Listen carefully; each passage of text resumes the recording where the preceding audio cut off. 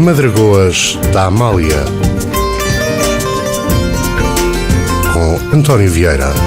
Ora viva, muito boa noite, sejam bem-vindos a mais uma edição das Madragoas, mais uma vez à conversa, mais uma vez sobre um livro e mais uma vez sobre um ensaio da Fundação Francisco Manuel dos Santos. É algo que nos entusiasma, eles têm sempre assuntos muito interessantes e este é um deles. Vamos estar à conversa sobre o livro Portugal, Paisagem Rural, do Henrique Pereira dos Santos. Henrique, muito obrigado por teres vindo às Madragoas. Gostava que, antes de começarmos a falar do livro, gostava que te apresentasses ao meu auditório. Bom, tenho sempre dificuldade nessas coisas. Eu começo sempre o meu currículo a dizer que tenho 4 filhos, que sou arquiteto paisagista e, enfim, tenho andado por aí a fazer umas coisas. Essencialmente tenho trabalhado em conservação da natureza e na relação entre conservação da natureza e economia, por aí fora. E como é que surgiu este convite, Henrique, para este livro? Isto tinha a ver com uma investigação e com uma reflexão que já fazias? Foi um convite que partiu da Fundação e depois sim partiste para o livro? Como é que foi o processo? O processo é um bocadinho longo, porque eu de facto já tinha escrito 2 livros antes e por outro lado estava a fazer um doutoramento que mais ou menos com o mesmo tema sobre paisagem e por aí fora, e às tantas, por razões quase fortuitas, diria eu, perguntaram-me se eu não queria escrever um ensaio para a Fundação e, portanto, quando acabasse a tese, eu acabei a tese e peguei, na minha tese de doutoramento e transformei-a num ensaio. O que levantava logo à partida um problema central é que a minha tese é essencialmente uma questão de mapas, de interpretação de mapas e etc. E a Fundação praticamente não tem gravuras, ou não tem gravuras nos ensaios, é uma coisa relativamente leve de ler e, portanto, eu tive que transformar um texto que estava essencialmente apoiado em mapas de evolução da paisagem, num texto que fosse legível e compreensível qualquer pessoa. Foi isso que eu fiz. Como é que... Certamente que há aí uma dificuldade logo à partida, de mudar a linguagem, de mudar a perspectiva. Foi difícil para ti isso? Não, difícil eu não diria. Quando comecei a fazer o ensaio, seria a partir da tese, e tive que me convencer que tinha que pegar naquilo fora o que está nos mapas. A tese tem uma lógica relativamente simples. Nós, quando pomos manteiga no pão, estamos a financiar a produção de manteiga, a produção de leite e a produção de cereais intensivos que vão para as rações. Quando molhamos o pão no azeite, estamos a financiar olivais. Portanto, essencialmente, a tese pega nos dados estatísticos por concelho das produções agrícolas ao longo do século XX, portanto, começa no princípio do século XX e acaba no fim do século XX, e procura identificar o que é que foi mudando, o que é que existia e o que é que foi mudando e porque é que existia e por aí fora. E essa é a parte dos mapas. O que os mapas traduzem é exatamente por cada um dos 300 concelhos que Portugal tem, do continente, não entre Madeira e Açores, cada um dos 300 concelhos tem uma série de produções base. Estamos a falar essencialmente daquilo que era a base da alimentação, que são os cereais, trigo, milho e centeio, dependendo da zona, mais o outro elemento energético que era essa base, que é a batata, que entra um bocadinho mais tarde na alimentação. E depois estamos a falar das leguminosas, aquilo que traz azoto para o solo, isto é, feijão, grão, favas, por aí fora. E depois estamos a falar daquilo que é essencial para manter a fertilidade e produzir trabalho, que são os animais. Vacas, não entrei com os equídeos, isto é, cavalos e mulas e burros, porque isso me trazia um problema, é que há uma alteração no uso desses animais com a mecanização que me ia baralhar, digamos assim, que ia tornar mais complicada a interpretação da evolução dos números. Mas, essencialmente, vacas, porque os grandes animais nas explorações não estão lá para produzir nem vitelos, nem carne, nem leite, estão lá para produzir trabalho. Essa é que é tradicionalmente a sua função. E depois os outros pequenos animais que estão lá para produzir estrume, ovelhas e cabras, e depois aquilo que é uma coisa um bocadinho especial, que é o porco, porque tem uma função diferente a sul e a norte do país. Fazendo olhando para a paisagem rural portuguesa, a que conclusões é que chegaste com essa tese? Coisas que te surpreenderam particularmente, tendo em conta que tu já sabias muita coisa, o que é que te surpreendeu particularmente com esta tese? O mapa que mais me perturbou, chamemos-lhe assim, que perturbou o meu raciocínio, porque punha em causa aquilo que eu achava que sabia, é um mapa que compara o número de cabras por concelho, mais ou menos 1930, um bocadinho antes até, e 1950. Porque há uma diminuição quase generalizada no número de cabras nessa altura. E isso é incompatível à partida com aquilo que são as teses base da interpretação da paisagem. Isto é, nós temos pastoreio, mais uma vez, não por causa dos queijos ou da carne ou da lã, nós temos pastoreio para trazer nutrientes para as áreas agrícolas. As áreas agrícolas é que alimentam as pessoas comem carradas de pão, chamemos-lhe assim, em todo o país.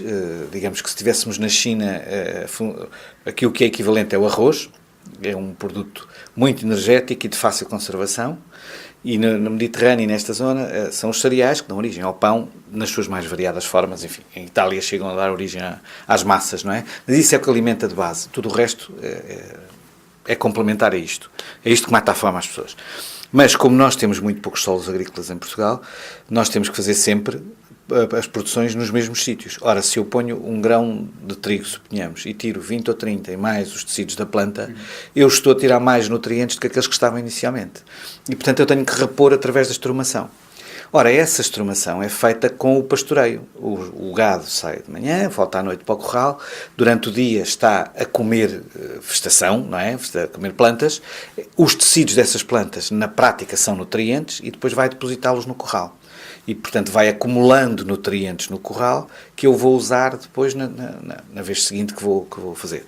E o que acontece é que isto é feito essencialmente pelas cabras e também pelas ovelhas, e há uma diminuição que é contrária a um aumento da produção, porque nós temos, durante o século XX, temos duas tendências completamente diferentes. Na primeira metade do século XX, há uma expressiva aumento da pressão sobre o território, mais gente, mais produção, mais recuo maior dos sistemas naturais, e depois, na segunda metade do século XX, há o inverso dessa tendência, uma diminuição, um despovoamento, que aliás está na origem destes fogos que nós temos agora. É exatamente essa tendência de abandono e, consequentemente, da acumulação de combustível que dá origem a estes fogos, a este padrão de fogo. Os fogos existiam, tinham um padrão de fogo diferente.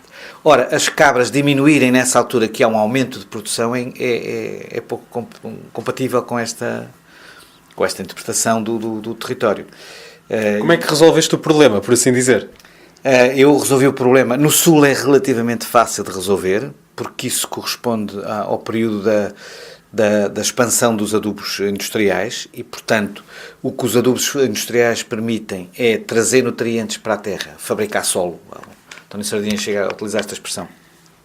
Permitem fabricar artificialmente fertilidade e, portanto, desse ponto de vista, quebra o vínculo ou diminui o vínculo com os animais. Eu já não preciso destrumar tanto. No Norte, a situação é um bocadinho mais complicada, nomeadamente na zona do milho, onde há uma enorme pressão nessa altura. Mas isso pode ter, inventei uma explicação para isso, é que nessa altura deixou de haver praticamente imigração. No fim do século XIX, princípio do século XX, há imigração para a América e para o Brasil.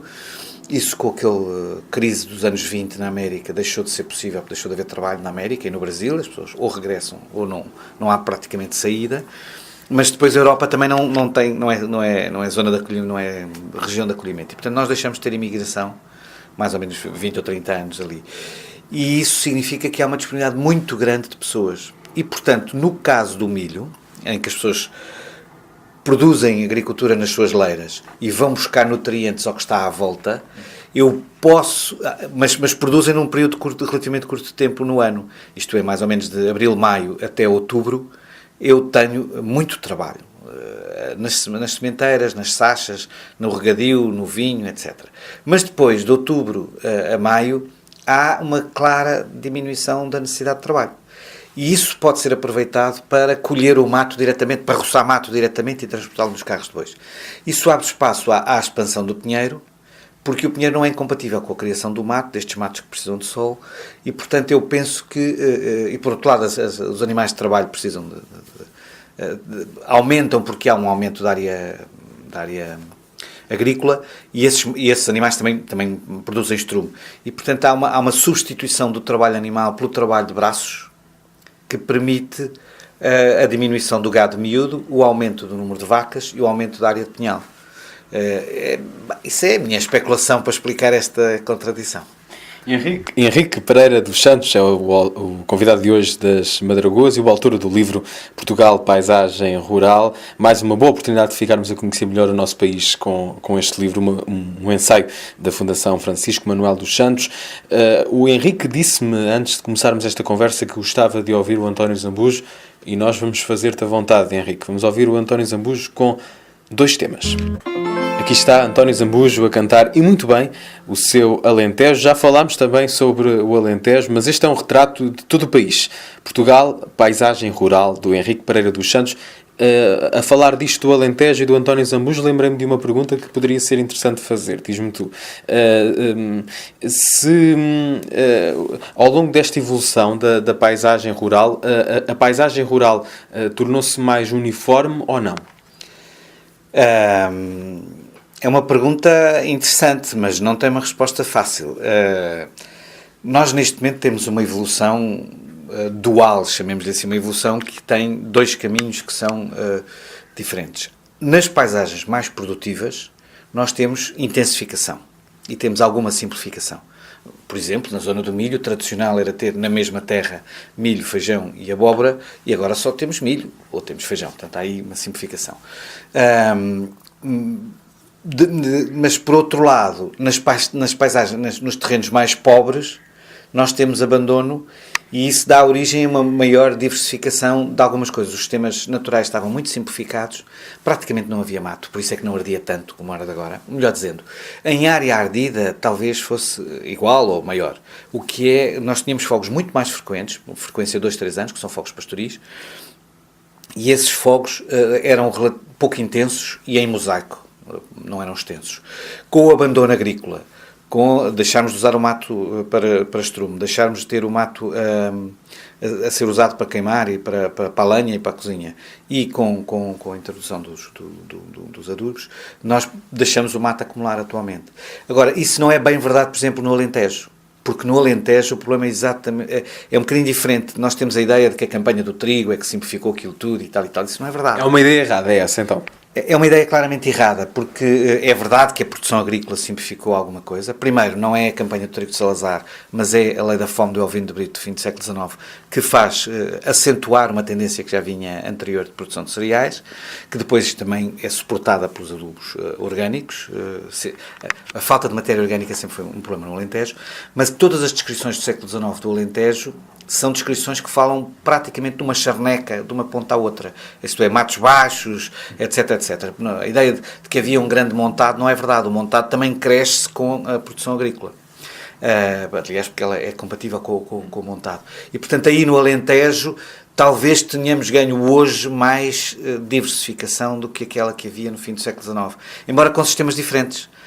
Nós no Alentejo temos lobos até meados do século XX, não é? As pessoas têm a noção de que o lobo desapareceu do Alentejo há muito tempo. Não é verdade. Havia lobos nos anos 80 ainda, já populações muito dispersas. E isso perdemos no Alentejo porque perderam a sua base de alimentação, sobretudo a partir de meados do século XX. Mas ao mesmo tempo ganhámos outra diversificação, quer nos montados, quer noutro tipo de coisas. Portanto, há aí uma dificuldade grande de responder de uma forma sim e não. Aliás, há um capítulo, e a propósito dos lobos, um dos últimos capítulos do livro é precisamente uma nota sobre lobos e paisagens. Exatamente, porque inicialmente quando eu comecei a tese, uma das coisas que eu gostaria de ter feito mais, fiz alguma coisa, tem um capítulo sobre isso, era a relação entre esta evolução da paisagem e depois as espécies selvagens. Porque há uma relação direta, porque se transformamos matos em pinhal ou se transformamos em área agrícola, naturalmente há ganhadores e perdedores, há espécies que ganham e perdem, não é? Todos os forais, por exemplo, ali à volta de Vila Pouca, que é uma área que trabalhei na Idade Média, no século X, não, um bocadinho antes ou depois, falam nos tributos de mãos de ursos, o que significava que os sistemas na altura ainda permitiam uma população de urso razoavelmente consistente. E os animais de mata, veados, corços, etc., foram prejudicados pela expansão agrícola, para essa simplificação. Mas, ao mesmo tempo, hoje estão a ser beneficiados. Portanto, nós vamos ter ursos outra vez em Portugal, dentro de 5 ou 10 anos, provavelmente, vamos ter ursos em Portugal. A grande pergunta que muitos ouvintes estão a fazer, certamente, é: mas deixámos de ter ursos? Ligamos a televisão e... Como assim deixámos de ter ursos? Sim, desses temos, mas não, dos outros, estou a falar dos outros. Mas isso é surpreendente para muitas... Para mim, inclusive, isso que estás a dizer é muito surpreendente. Mas não é... Nós temos ursos a 30 km da fronteira. Não são populações estabelecidas com reprodução e etc. Isso é uma coisa um bocadinho mais complicada e demora mais tempo. Não quer dizer que não tenhamos, mas demora mais tempo.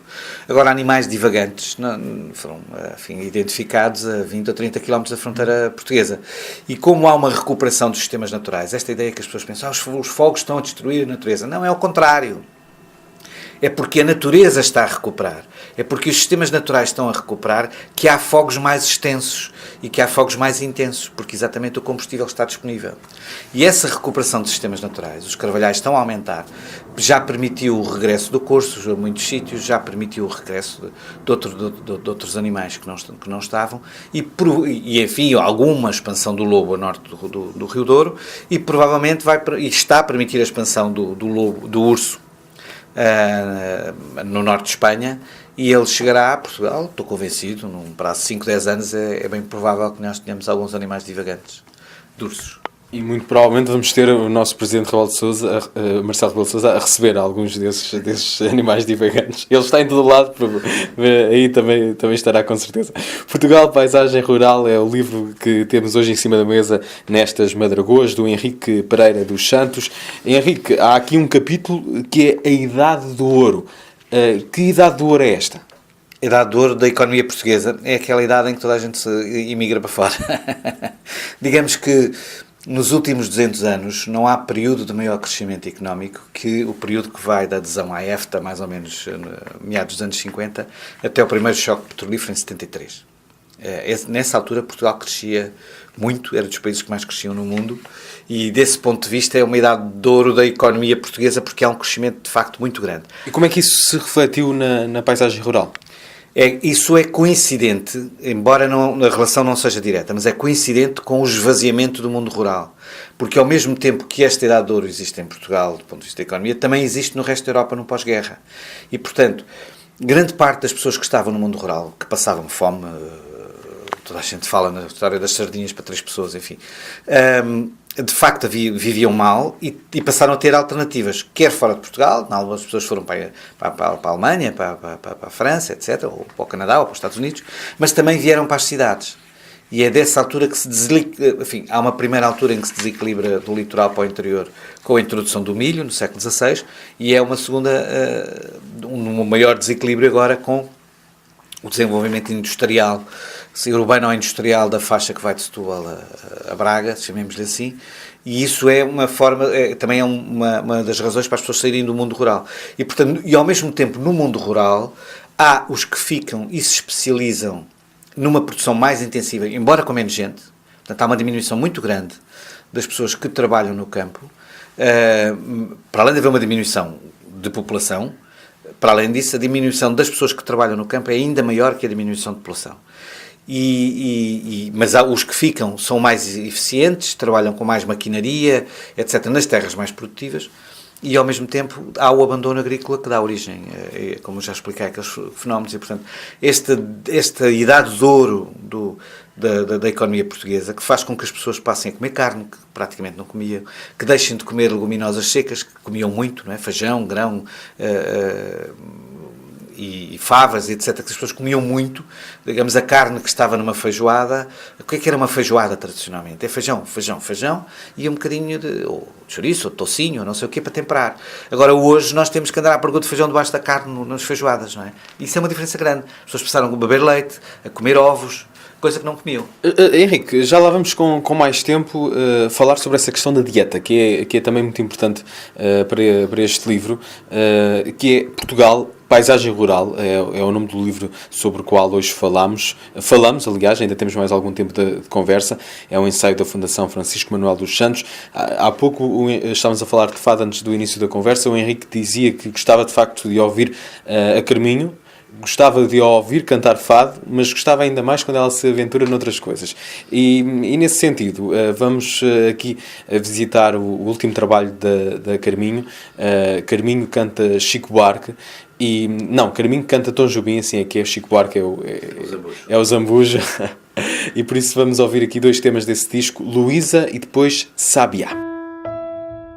Sabiá, um dos temas que podemos encontrar no disco Carminho canta Tom Jobim, assim é que é, não é Chico Buarque, Tom Jobim. Hoje converso com o Henrique Pereira dos Santos, a propósito deste Portugal, Paisagem Rural, e falávamos nós da dieta, daquilo que os portugueses comem e que necessariamente interfere na nossa paisagem rural. A minha pergunta, enquanto leigo, eu gostava de que tu respondesses, é o que é que vem primeiro, o ovo ou a galinha nesta questão? Ou seja, a paisagem muda porque os portugueses passam a comer outras coisas ou vice-versa? Nas paisagens das economias tradicionais, das economias fechadas, mais ou menos até meados do século XX em Portugal, a alimentação é sobretudo um produto daquilo que é possível produzir num território. É por isso, por exemplo, que Portugal tem uma variedade enorme de pães, porque as diferentes combinações de cada sítio resultam em pães diferentes, sejam eles de milho, sejam eles de trigo, mas mesmo os de trigo não são todos iguais, não é? O Alentejo tem a Zona Oeste tem outro. É verdade, e infelizmente para a nossa boa forma são todos deliciosos. É verdade, Portugal tem muito, muito bom pão, mas isto para dizer que, de facto, aquilo que é a cozinha tradicional é essencialmente uma cozinha de aproveitamento. Eu, aliás, em determinada altura falo aí, por exemplo, do leitão. É absurdo comer leitão do ponto de vista da economia tradicional, mas esse é um prato tradicional. E uma das coisas que eu tento é explicar porque é absurdo. Porque eu gastei energia na porca que está, enquanto ela está na gestante, não é? Gastei energia na cria e depois, quando me faltam 1 mês ou 2 para eu poder ter um animal muito maior e, portanto, produzindo muito mais alimento, eu mato o animal. Isto não faz sentido nenhum. Exceto se eu matar o animal para garantir o resto da cria. Isto, digamos, o caminho para explicar o leitão vem do cabrito estornado do Oleiros. O Oleiros é naquela zona do Pinhal interior, é uma zona paupérrima, é provavelmente a zona mais pobre do país, e é um cabrito que tem só 1 mês. Normalmente diz-se que leitão de mês e cabrito de 3. Mas no caso do cabrito estornado do Oleiros, tipicamente é um cabrito de mês, que é feito no forno, e que, inclusivamente, nem sequer é tirado à pele. É raspado o pelo, mas é cozinhado todo inteiro exatamente porque é um animal muito pequeno. Qual é a lógica de fazer isso? Nenhuma, exceto quando percebemos que de vez em quando as cabras tinham 2 crias. E o pasto é muito pobre. E, portanto, isso põe em risco quer a mãe, quer as 2 crias. E, portanto, logo que possível, eu retiro uma das crias para dar viabilidade à criação daquele ano. E isso é verdade também para o porco. Se a porca tiver 12 animais e se eu não tiver capacidade de alimentar a porca de forma suficientemente rica para ela ter leite para os 12 animais, eu vou ter que tirar 3 ou 4, ou 5 ou 6 quantos forem, para garantir a viabilidade do resto. Ora, nas economias tradicionais, a alimentação é essencialmente uma função daquilo que é possível produzir. Ora, quando nós passamos a comer mangas, em vez de comer uma coisa qualquer que tenhamos à mão, na verdade o que nós vamos fazer é produzir um efeito na economia que gera um determinado território.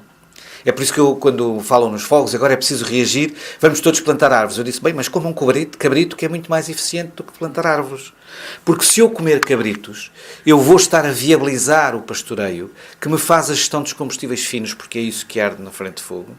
E isso é muito mais importante que plantar uma árvore que provavelmente um gaio vai semear na mesma.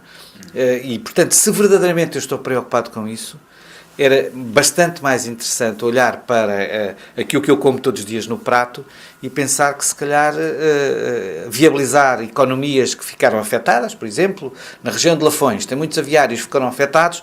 Eu, se agora aumentar um bocadinho o meu consumo de frangos do campo da zona de Lafões, estou provavelmente a ser muito mais solidário que propriamente a mandar um casaco que já não me serve. E esta lógica é a lógica do meu trabalho. Isto acontece porque os portugueses, e principalmente as pessoas que vivem nas grandes cidades, estão desligadas de um Portugal interior, estão desligadas dessa realidade e até de uma realidade que é culturalmente comum, ou seja, essa história do cabrito, como acabaste de dizer. Provavelmente as pessoas que vivem as pessoas da minha geração que vivem na cidade estão desligadas desse país, e isso pode ter consequências que vão muito além do facto de ser apenas um não quer saber. Sim, não, isso não é um fenómeno de maneira nenhuma exclusivo de Portugal. Este fenómeno é um fenómeno global. As sociedades urbanas, digamos que se desligam da produção direta, e isso tem muitas virtudes, sejamos claros.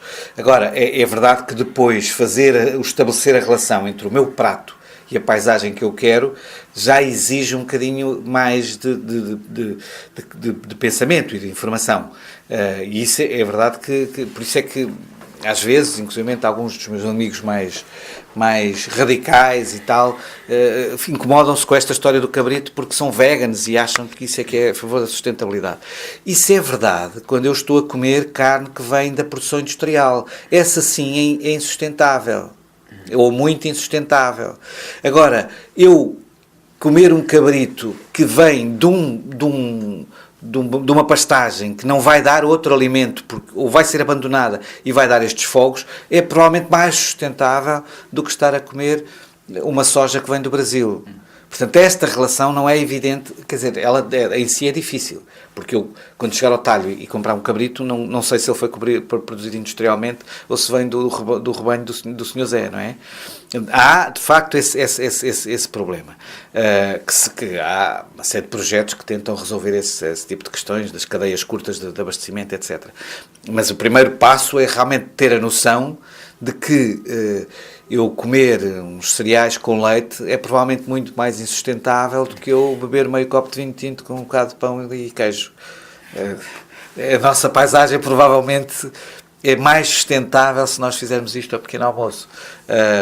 Não estou a dizer que se faça todos os dias, não é? Estou como o Dom João, nem sempre galinha, nem sempre rainha, mas é preciso ter consciência de que muitas vezes esta opção é uma opção que nós fazemos simplesmente por falta de noção de que é essencialmente na viabilização das fileiras económicas que são capazes de gerir o nosso território que nós temos solução para a sua gestão, porque um dos maiores problemas que nós temos é a não gestão de parte do território. Há uma parte que, de facto, é super intensiva e etc, que tem um determinado tipo de problemas, na bacia leiteira de Vila do Conde ou ali nas Lesírias, esse é um tipo de problemas, os tais da poluição, dos nitratos, etc. Mas há depois uma grande parte do território em que o principal problema é a ausência de gestão. E essa ausência de gestão tem muito a ver com esta nossa alteração dos hábitos alimentares, que na prática tornaram insustentável uma série de economias que existiam, de fileiras económicas que existiam. E isso, enfim, pronto, não estou a dizer agora que de repente agora passamos a comer tudo. Agora, é verdade que eu defendo, por exemplo, que as câmaras municipais que são responsáveis pela alimentação das suas escolas poderiam ter, nomeadamente nas zonas que são afetadas por incêndios, poderiam ter 10 ou 15% dos produtos que servem que proviessem de fileiras económicas que fazem a gestão dos combustíveis. Tal como defendo isso para os hospitais, para os quartéis, para os lares de terceira idade. Eu não estou a discutir que se coma sempre assim, não é? Acho muito bem que se coma manga, mas quer dizer que nós pudéssemos criar algum mercado, quer nós, individualmente, cada um de nós, quando faz opções, quer o Estado nos seus mercados públicos, para garantir uma maior viabilidade de fileiras económicas que nos podem fazer esta gestão de combustíveis que é fundamental para a gestão dos fogos. E quem diz isso diz o resto das coisas, em relação à biodiversidade, etc. Também há uma relação entre aquilo que nós comemos e a gestão da paisagem. Henrique, estamos mesmo no final deste programa. Ficámos a aprender muito contigo e com este livro, Portugal, Paisagem Rural, é um ensaio da Fundação Francisco Manuel dos Santos. Antes de terminarmos, queres acrescentar alguma coisa, algo que não falámos e que achas relevante deixar aqui? Não, eu acho que não tenho assim grande coisa a dizer. Acho que as pessoas, se pensarem um bocadinho no seu prato, olharem para o prato e começarem a perguntar de onde é que isto vem, penso que a partir de certa altura começam para já a ganhar curiosidade, porque a maior parte das vezes vão chegar à conclusão que não sabem como é que isto é feito, de onde vem. Mas que depois, a partir do momento em que começam a ganhar alguma curiosidade e deixa pôr isto no Google e tal, provavelmente vão descobrir coisas fantásticas do ponto de vista da relação entre aquilo que comem e a gestão do território. Fica aí esse exercício para todos fazermos em casa, olharmos para o nosso prato e perceber. Claro que se estiver numa cadeia de restaurantes de hambúrgueres, se calhar não faz muito sentido. Se estiver naquela famosa marca de hambúrgueres, se calhar não faz muito sentido. Mas ou não? Querias dizer alguma coisa? Não, quer dizer, depende, eles também servem saladas, não é? Portanto, quer dizer, a questão aqui tem a ver com olharmos e percebermos de onde é que vem, como é que é feito e de onde é que vem. Mas também ir lá uma vez não é ir lá todos os dias, são coisas diferentes. Pelo contrário, eu sou sempre a favor, Por isso, a minha posição aqui, para não me comprometer, é ser a favor e não ser do contra. Portugal, Paisagem Rural, é o livro sobre o qual falámos esta noite. E agradeço, Henrique, a tua presença aqui nas Madragoas e despedimos-nos, não sei se te parece bem. Eu sei que gostas de ouvir a voz da Ana Moura e por isso vamos ouvir esta versão muito curiosa e muito bonita também de um tema cantado por Amália Rodrigues, aqui na voz da Ana Moura, chama-se Lavava no Rio Lavava. Parece-te bem? Parece-me otimamente. Vamos a isso então. Até amanhã e um forte abraço.